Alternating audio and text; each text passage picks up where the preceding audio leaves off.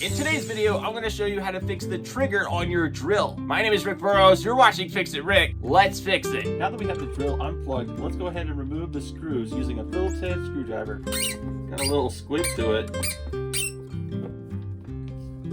There's also another screw behind this rubber grip. Use a flathead screwdriver to pry off the grip, and then you can pull it off with your hand.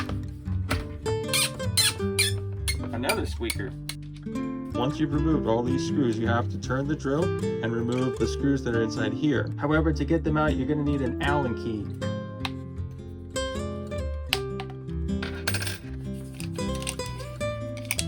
If some of them get a little stubborn, you can use a little flathead screwdriver to get them out. Now that the screws are removed, let's go ahead and separate this. At first glance, there's a lot going on. The first thing we're going to focus on are the connections to the trigger itself. When you peel it over, you can see that there's a loose wire. This is a very common problem why they don't work. See, there's a little hole right here? That's the connection where it came out of. Simply loosen it a little bit more. You put the wire all the way back in. Hold it with one finger and then tighten it with the other. Once you remake the connection, pull on it to see if it's still good. Pull on the other ones just to make sure they're okay too. The other issue that could be wrong with it is that the brushes on this are not making contact with this piece that rotates. You can see this black line right here. It's from the brushes rubbing up against it and transferring electricity, causing the whole motor to spin. If they did fall out of place, remove the wires to the motor. That way it'll be easier to put it back together.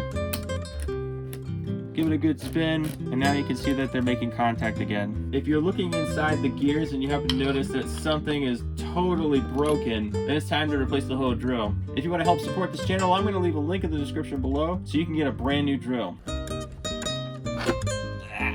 to put this back together.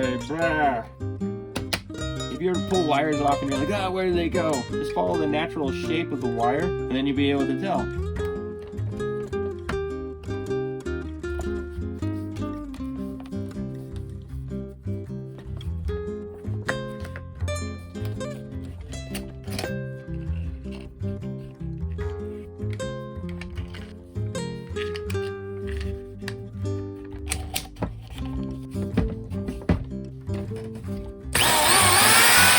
If this video helped you out, hit the like button, subscribe, and leave a comment below. And always remember that Jesus Christ loves you, and only He can solve your biggest problem.